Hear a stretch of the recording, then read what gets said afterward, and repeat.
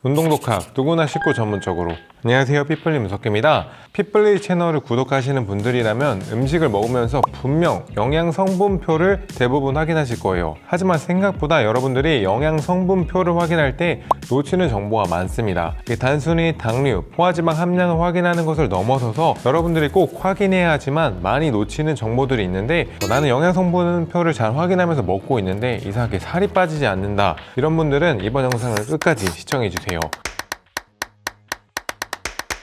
이번 시간에는 영양성분표를 확인할 때 잘못하는 실수 탑3를 알려드릴게요. 영양성분표를 확인할 때 놓치는 정보는 크게 세 가지로 볼 수 있는데, 첫 번째로 지방, 두 번째로 나트륨, 세 번째로 1회 제공량을 볼 수가 있습니다. 먼저 첫 번째로 지방의 종류를 제대로 꼭 확인하셔야 합니다. 지방 함량을 볼 때 지방의 양만 확인하는 분들이 생각보다 많은데요. 실제로 지방보다 더 중요한 건 지방의 종류가 더 중요합니다. 우리 몸에 필요한 지방은 불포화 지방산인데, 불포화 지방산은 생선이나 식물에서 추출할 수 있는 지방산입니다. 이 지방은 나쁜 게 아니라 다이어트 중에도 꼭꼭 식단에 포함시켜 주셔야 합니다.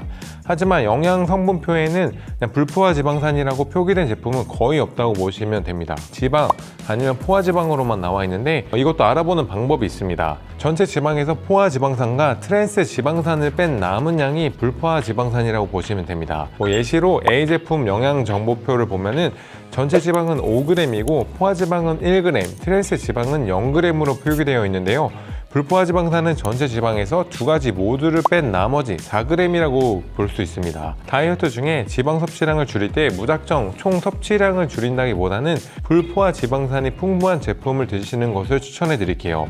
벌크업이 목적이신 분들은 불포화 지방산을 끼니당 총 칼로리의 30% 정도 되는 양으로 충분하게 섭취하는 걸 추천드립니다. 또 부득이하게 포화 지방과 트랜스 지방을 먹게 된다면 포화 지방과 트랜스 지방의 총합이 15g 이하로 낮은 제품을 꼭 골라서 드시는 걸 추천해 드릴게요. 또는 제품 위에 원재료명 속에 생선 함유 퍼센티지나 카놀라유, 옥수수유, 해바라기씨 등등 식물성 지방으로 표기된 제품인지 파악하는 것도 불포화 지방산으로 함유된 제품을 선별하는 데 도움이 될 수 있습니다. 대표적인 좋은 식품들을 추천해 드릴 건데, 식물성으로는 올리브유, 호두유, 아보카도유, 참기름, 들기름, 마다카다미아, 오일, 현미류, 견과류, 달맞이꽃 종자유 등등 정말 좋은 제품들이 많습니다. 동물성으로는 고등어, 참치, 연어, 정어리, 삼치 등등 이렇게나 포화지방이나 트랜스 지방의 비율이 상대적으로 낮다면 이 제품을 통해 불포화 지방산을 충분히 섭취할 수가 있습니다.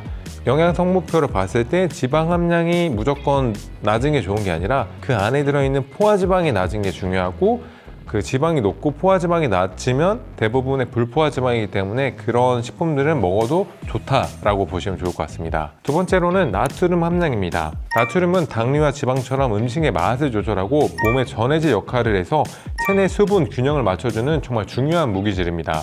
하지만 이걸 과잉 섭취하게 되면은 셀룰라이트가 좀 많이 발생할 수 있는 주범이 되기도 합니다. 우리가 저칼로리라고 사 먹는 제품들은 대부분 좀 나트륨이 좀 과하게 많은 경우가 많이 있습니다.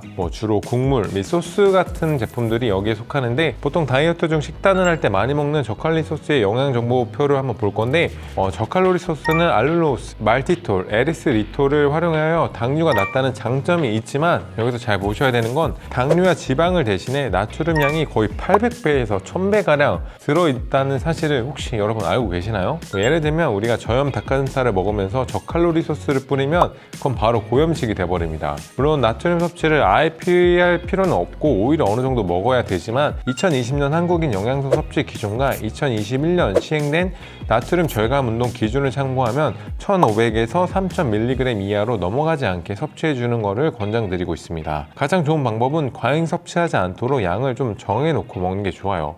여러분들이 영양 정보를 볼 때 꼭 나트륨 함량도 좀 파악을 하면서 적당히 섭취하는 습관을 기르시는 것을 권장해 드리겠습니다. 마지막으로 가장 많이 하는 실수는 1회 섭취량을 총 내용량으로 착각한다는 경우가 정말 많아요. 1회 섭취량은 총 내용량 중에 일부 성분을 그냥 분석한 겁니다. 보통 칼로리나 탄수화물, 지방 함량을 좀 적어 보이게 만드는데, 이를 전체 섭취량으로 오해하는 경우가 있어요. 그래서 그냥 많이 드시는 분들이 많은데, 예를 들면은 B 브랜드 회사의 통밀 과자 영양 성분을 보면은 한 중량은 한 120g인데 표시된 영양 성분은 총량이 아닌 30g당에 130칼로리라고 나타나 있는 거 볼 수 있습니다. 총량의 4분의 1만을 그냥 분석을 이렇게 표시해 놓은 거예요. 이 부분을 보지 않고 그냥 맘 편히 이 정도 칼로리면 괜찮겠지 하고 막 드시는 분들 있을 거예요. 이거 좀 기억하세요. 이에 따라서 반드시 1회 제공량 표시가 몇 g인지를 조금 더 면밀하게 살펴보신 후에 섭취하시는 것을 좀 추천해 드릴게요. 그래서 이번 시간에는 여러분들이 많이 하는 3가지 실수에 대해서 한번 알아봤는데, 영양 성분표를 알아보기 위해서는 습관적으로 자주 들여다보고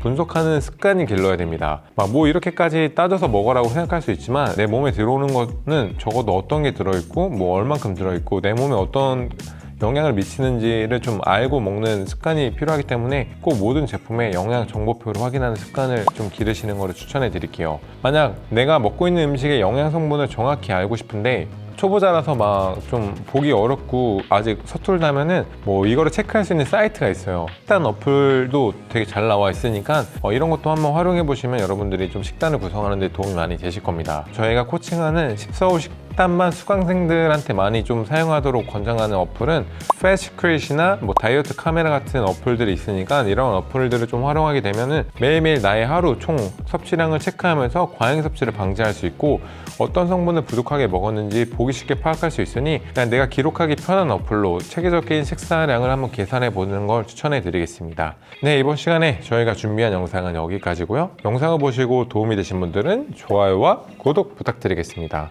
Thank you guys. But I can see that you don't realize, and that's what makes